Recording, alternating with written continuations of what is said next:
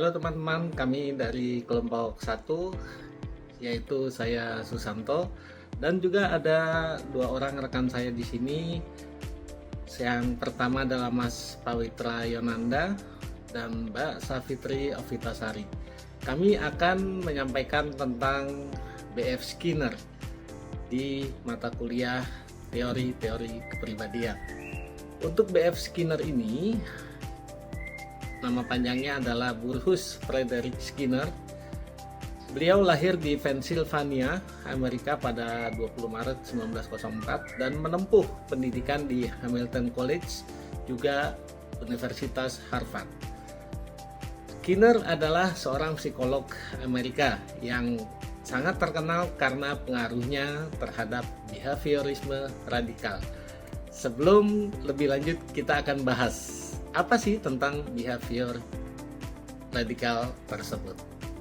Memahami kenapa Skinner ini disebut radikal, tentu saja radikal di sini bukan berarti ekstrim ya teman-teman, atau anarkis, tapi dalam bahasa Latin berasal dari kata radix, yaitu akar.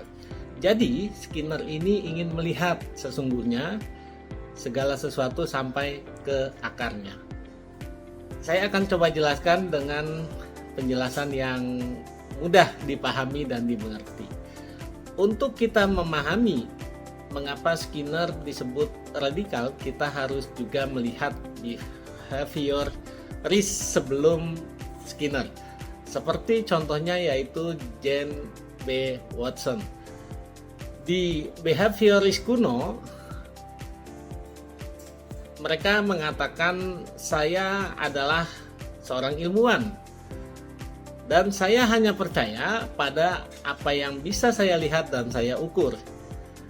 Bagi mereka, apa yang ada di dalam kepala, yaitu pikiran, perasaan maupun emosi, itu adalah black box ataupun kotak hitam.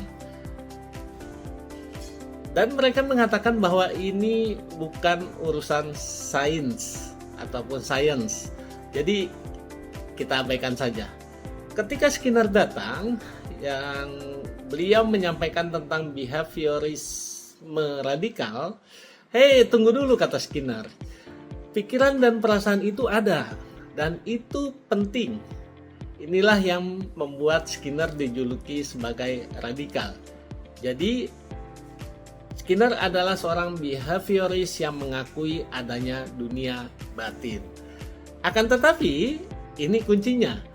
Skinner bilang bahwa pikiran dan perasaan itu bukan penyebab perilaku kita. Menarik ya? Inti dari behaviorisme radikal sebagai teori adalah, kita pakai analogi supaya lebih mudah. Ketika misalkan seseorang takut melihat laba-laba. Laba-laba ini kita bisa katakan sebagai lingkungan. Dan ketika kita merasa takut, itu adalah perasaan internal.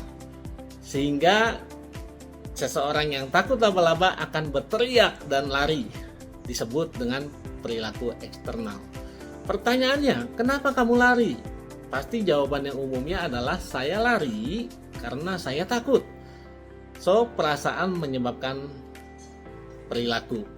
Akan tetapi Skinner mengatakan, no, bukan itu, atau itu tidak tepat. Menurut Skinner, baik rasa takut maupun perilaku larinya ini, kedua-duanya disebabkan oleh hal yang sama, yaitu lingkungan.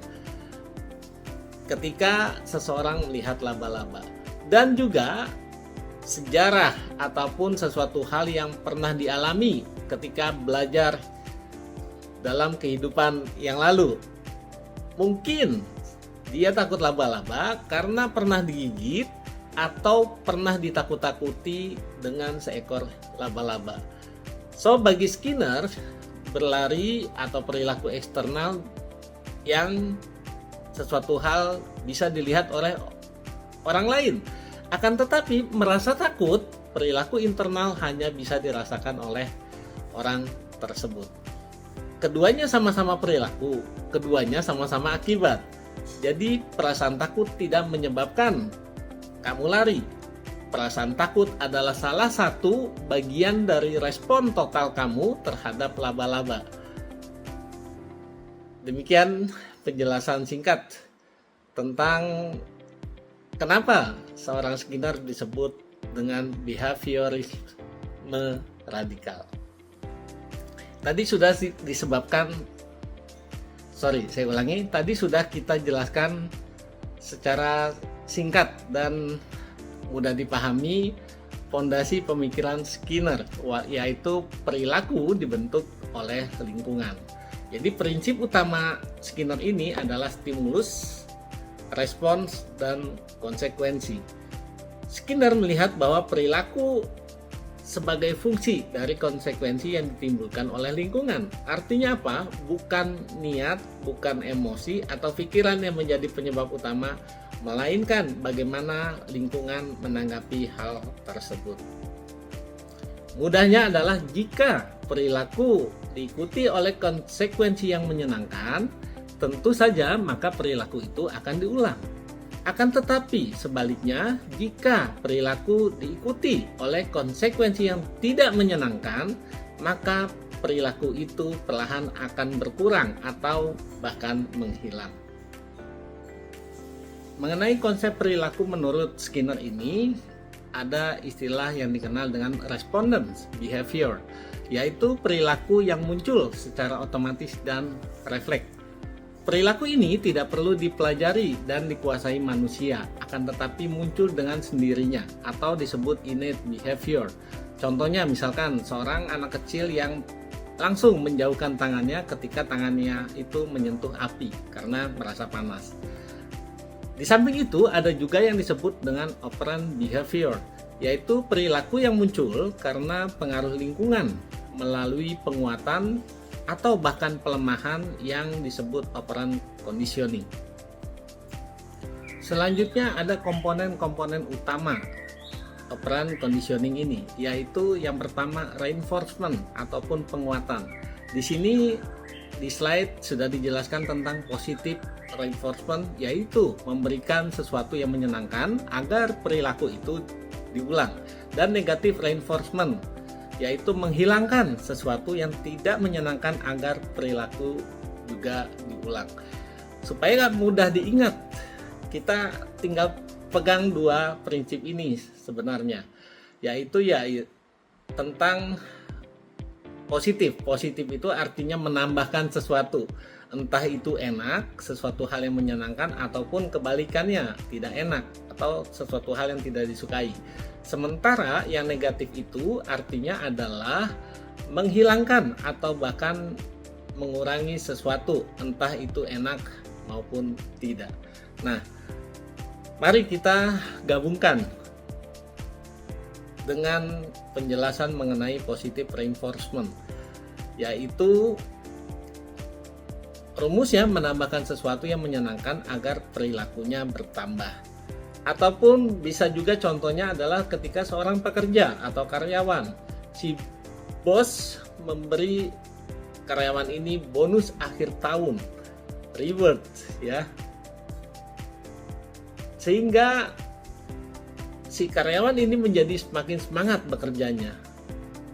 Bisa dikatakan perilaku kerjanya menjadi bertambah lebih baik. Sementara untuk negative reinforcement, rumusnya adalah menghilangkan sesuatu yang tidak menyenangkan agar perilaku bertambah. Ini bukan hukuman ya. Jadi ini adalah konsep rasa lega atau menghindari sesuatu hal yang tidak disukai, misalkan omelan. Contoh paling gampang, ketika kita naik mobil ya, mobil-mobil sekarang itu kan ada sabuk pengamannya tuh, yang ketika sabuk pengamannya itu nggak dipakai, itu akan muncul suara yang tidak nyaman, yang berisik banget, bip bip bip bip, bip terus suara itu bunyi, bahkan bertambah keras. Sampai kapan? Sampai sabuk pengaman itu dipakai.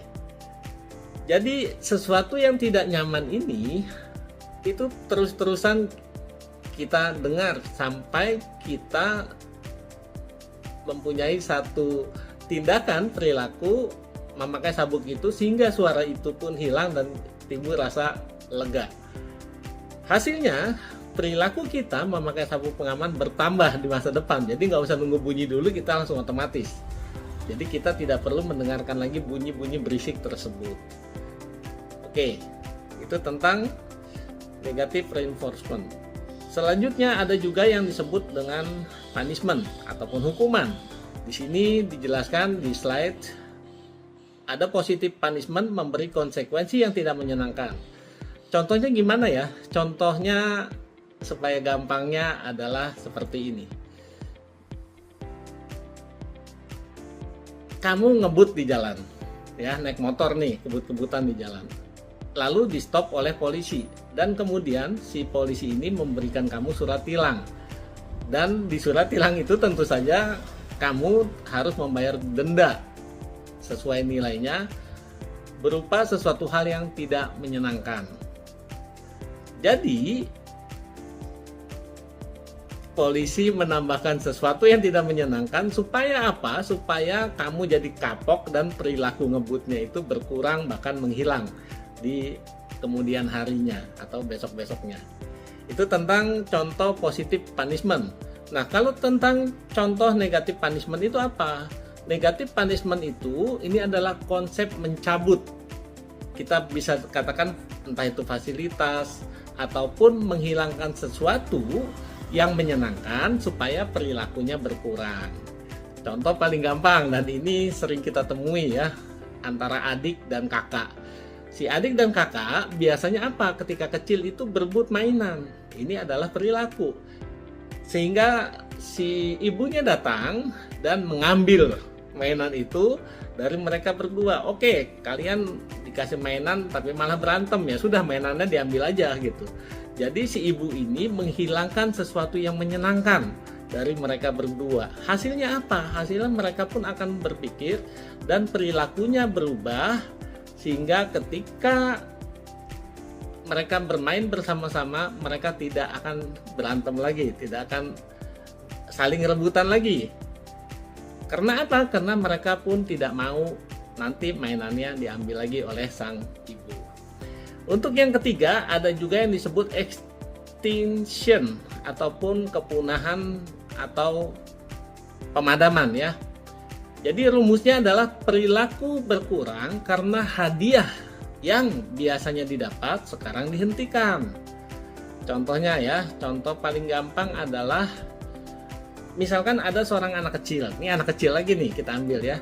Anak kecil ini kalau dia nangis di supermarket, minta permen, terus biasanya karena orang tuanya mungkin supaya nggak dilihat orang banyak, nggak bikin kegaduhan, akhirnya dibeliin permennya gitu. Hasilnya apa?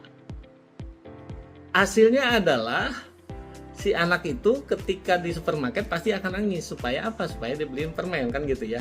Nah, proses extinction ini mulai hari ini ya, tindakan si ibunya nih. Mulai hari ini ketika anak saya nangis, saya tidak akan lagi memberinya permen seperti sebelumnya dan mengabaikan tangisannya. Jadi kita lihat hadiahnya dihentikan. Ya, permennya dihentikan, walaupun nangis dihentikan. Mungkin pada awalnya si anak ini nangisnya tambah kencang gitu. Karena apa? Karena sebelumnya si anak merasa kalau saya nangis akan dikasih permennya. Ini kok enggak, nangisnya tambah kencang. Tapi tetap diabaikan dan tetap tidak dapat permen. Ya. Maka dari itu dia pun akan berpikir, percuma saya nangis gitu. Saya nggak akan dapat permen juga kayaknya mulai sekarang. Maka perilaku menangisnya supaya dapat permen akan pelan-pelan berkurang dan akhirnya berhenti. Yang keempat adalah tentang shaping ataupun pembentukan perilaku bertahap. Bisa juga kita sebut ini tentang konsep belajar bertahap atau bahasa kita sekarang yaitu belajar nyicil ya, pelan-pelan gitu, dibentuk secara perlahan. Mengenai perilaku ini yang mudah saya berikan contohnya adalah ketika kita misalkan memelihara seekor anjing. Saya dulu pernah tuh punya seekor anjing, saya pelihara dari baby gitu ya, dari bayi, dari usia 2,5 bulan. Si anjing ini ketika masih kecil tentu belum bisa apa-apa, belum bisa diperintah, belum bisa melakukan sesuatu apapun hal yang kita inginkan gitu ya. Nah, cara melatihnya tentu menggunakan konsep shaping ini, yaitu pembentukan perilaku bertahap. Misalkan apa? Misalkan kita mau si anjing ini bisa mengambil paket gitu ya di depan rumah. Yang pertama dilakukan, langkah pertama itu adalah kita berikan pujian kepada si anjing ini dan berikan treat itu snack. Saat si anjing mau berjalan ke arah pintu, jadi kita bimbing dulu tuh. Begitu dia sampai di pintu, kita kasih snacknya. Kemudian setelah dia bisa melakukan ini, kita tambahkan pengajarannya, yaitu setelah dia bisa menyentuh paket itu dengan hidungnya, baru kita kasih treatnya, kita kasih snacknya. Jadi nggak hanya sampai depan pintu, tapi dia sudah menyentuh paket itu, baru kita kasih hadiahnya. Nah, setelah itu dia secara otomatis ketika ada paket langsung datang dan mencium paket itu. Akan tetapi kita belum kasih treatnya, belum kita kasih snacknya. Sampai kapan? Sampai ketika dia menggigit paket itu, gitu ya.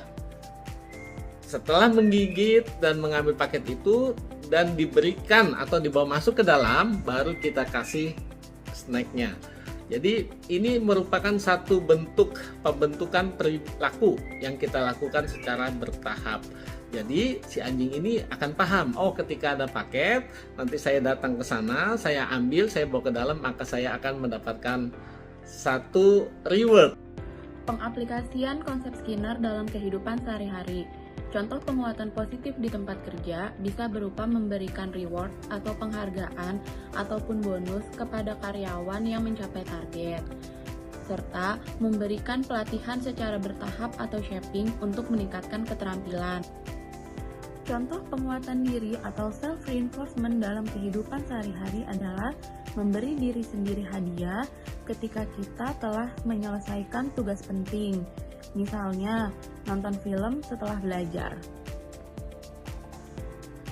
Salah satu contoh penguatan positif untuk meningkatkan motivasi dalam dunia pendidikan adalah memberikan reward atau pujian ketika siswa mengerjakan tugas tepat waktu. Menghapus pekerjaan rumah tambahan jika siswa aktif di kelas, salah satu contoh penguatan negatif untuk mendorong perilaku positif.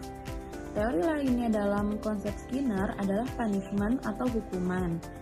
Salah satu contoh dalam dunia pendidikan adalah dengan memberikan teguran jika siswa melanggar aturan.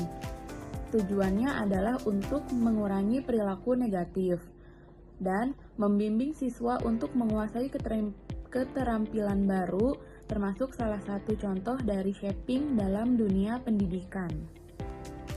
Gambar di samping ini adalah salah satu teori Skinner yang terkenal, yaitu Skinner Box. Skinner Box merupakan kotak yang berisi tikus yang di dalamnya terdapat suatu tombol yang kalau ditekan akan menyebabkan munculnya makanan atau reinforcer. Awalnya, tikus melakukan perilaku alamiah seperti mencakar, menyundul, dan lain-lain, sampai kemudian tanpa disengaja menekan tombol yang mengeluarkan makanan. Pada saat inilah perilaku operan mulai muncul. Jika dilakukan secara konsisten dan makanan muncul setiap menekan tombol, maka perilaku operan akan semakin kuat. Namun, jika reinforcer itu dihilangkan setiap tikus menekan tombol, maka perilaku operan tersebut akan hilang dengan sendiri. Yang terakhir ini disebut dengan extinction. Oke teman-teman, kita masuk ke slide selanjutnya. Menurut Skinner, the unhealthy personality atau kepribadian tidak sehat adalah kepribadian yang terbentuk akibat pola penguatan reinforcement dan hukuman atau punishment yang tidak seimbang dalam proses belajar perilaku. Oke rekan-rekan, saat ini kita masuk ke slide selanjutnya, yaitu ciri-ciri kepribadian tidak sehat. Ada 4 ciri-ciri kepribadian tidak sehat, yaitu 1. Perilaku yang maladaptif. Perilaku yang terbentuk karena penguatan negatif yang berulang. Yang kedua, kurangnya kontrol diri dari individu tersebut. Individu tidak belajar mengatur perilaku karena lingkungan yang tidak konsisten memberikan konsekuensi kepada individu tersebut. Yang ketiga, yaitu ketergantungan eksternal. Seseorang hanya berbuat baik jika ada hadiah, bukan karena kesadaran diri. Yang keempat, lingkungan yang tidak stabil. Sering kali berubah antara hukuman dan pujian, sehingga seseorang menyebabkan kebingungan perilakunya. Kita ambil contoh sebagai ilustrasi, yaitu seorang anak tumbuh dalam keluarga yang hanya memberikan perhatian saat ia menangis atau marah. Maka perilaku menangis itu diperkuat ketika saat dewasa. Mungkin ia mencari perhatian bukan karena trauma bawah sadarnya, tetapi karena pola penguatan di masa lalunya. Teman-teman, masuk yang terakhir, yaitu kesimpulan dari teori kepribadian menurut B.F. Skinner. B.F. Skinner ini melihat kepribadian sebagai kumpulan tingkah